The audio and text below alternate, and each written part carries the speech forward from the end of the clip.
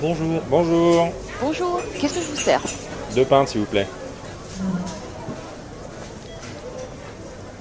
C'est quand même dingue la quantité de découvertes pour améliorer notre santé. D'ici 10 ans, on pourra être réparé, augmenté, et du coup, vivre jusqu'à des âges pas possibles. C'est à la fois incroyable et super flippant. On a déjà du mal à donner un accès basique aux soins à plus de la moitié de la population humaine. Est-ce que c'est une bonne nouvelle que l'autre moitié gagne 50 ans, voire plus, d'espérance de vie ?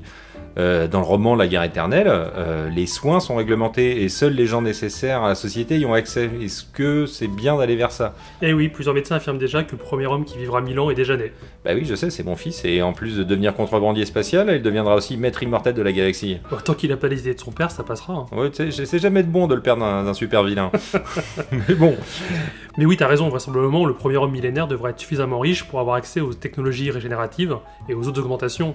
Dans ce style, j'avais adoré le film Repo Man. Dans ce monde futuriste, tu sais, les organes artificiels sont hyper perfectionnés, et quand un organe naturel est fait défaut, il est possible de louer un organe électromécanique. Un cœur, une rate, un foie.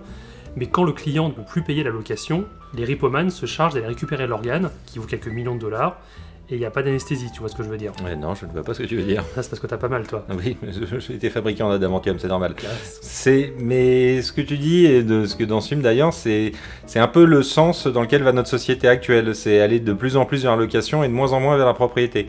Cependant, je pense pas que l'avenir se trouve dans les prothèses d'organes, bien que le cœur artificiel de Kermit soit impressionnant.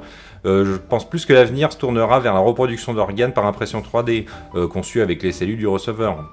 Et comme la technologie d'impression 3D se démocratise, je suis optimiste sur le fait que tout le monde pourra un jour en profiter.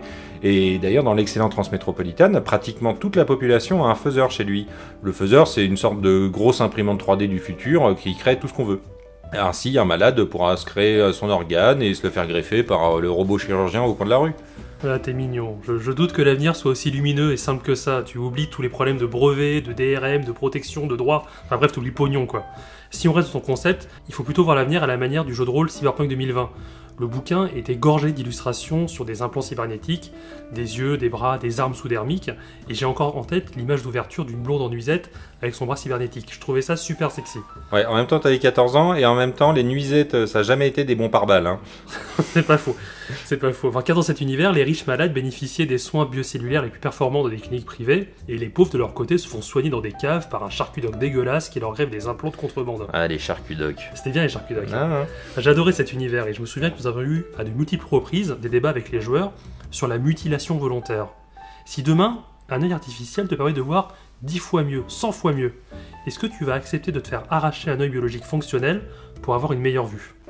Très bonne question, j'en ai aucune idée. Mais ce que tu dis, c'est déjà la réalité. Hein. Un jeune homme autrichien qui, suite à une électrocution, a perdu la mobilité de son bras. Du coup, il a décidé de se faire amputer et implanter une prothèse bionique qu'il peut commander avec son cerveau grâce aux nerfs non endommagés de son bras.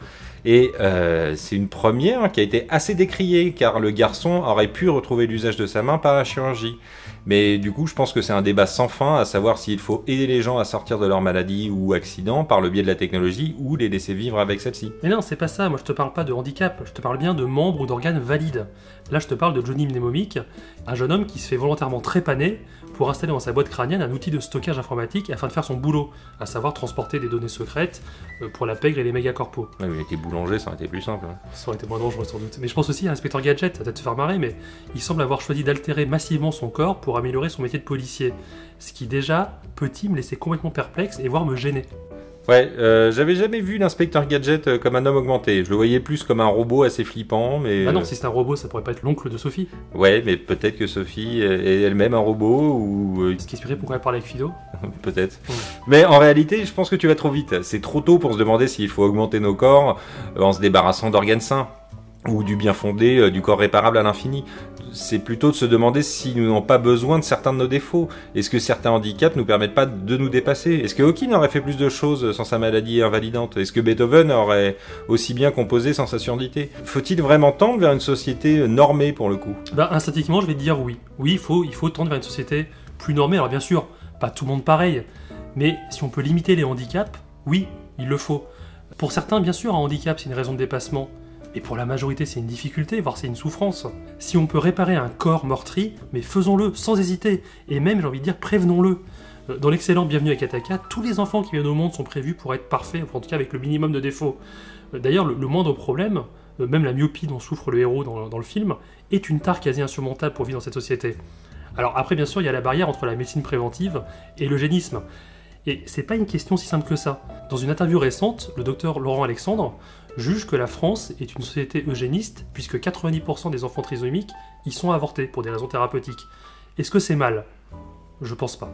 Bah là, voilà la question que tu soulèves, hein, et je serais pas vraiment jugé du bien du mal d'une telle décision, parce qu'elle ne peut être prise que par les futurs parents, suivant leurs convictions et leur choix de vie. Et le plus grave pour moi, ce serait qu'une société impose cet eugénisme, et dans ce cas-là, l'idée d'une telle société me ferait bien flipper. Bah, est-ce que la pression sociale n'impose pas déjà ?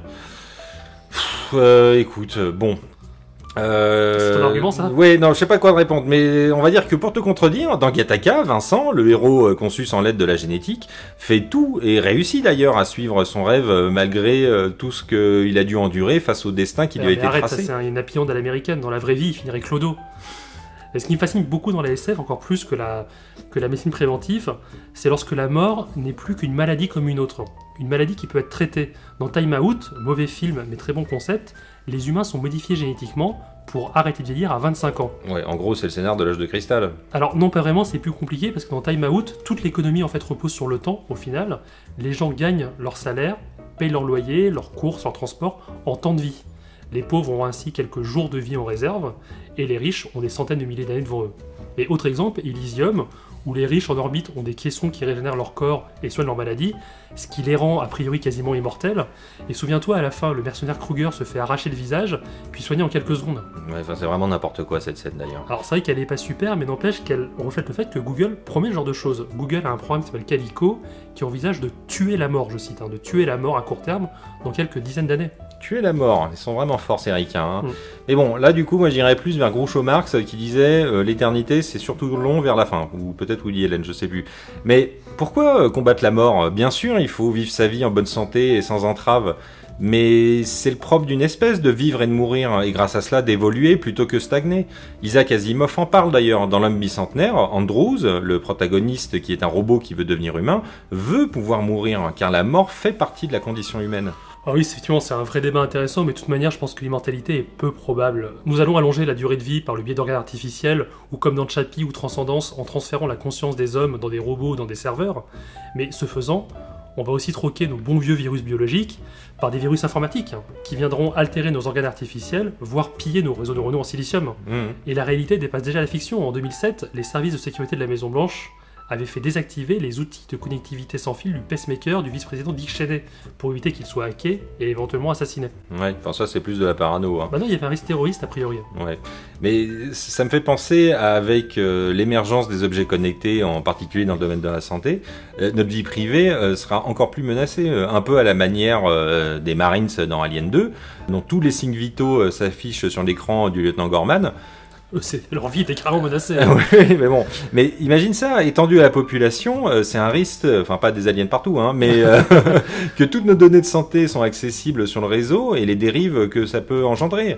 Déjà, certaines sociétés américaines obligent leurs salariés à se plier à des tests de santé pour pouvoir travailler. Oui, ou alors il y a des assurances qui veulent pas assurer des gens qui ont un risque génétique de maladie. Mais malgré ces problèmes-là, je pense que la santé connectée va dans le bon sens, avec un suivi permanent des gens. Imagine les maladies dépistées précocement qui pourraient être traitées, et surtout, pense aux lieux de plus en plus désertés par les médecins. Ce serait fabuleux d'avoir un accès comme ça très général et très en amont à la santé.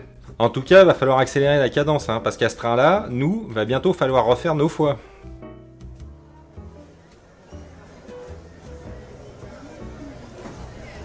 Excusez-moi, on va fermer, je vais devoir vous encaisser. C'est pour moi.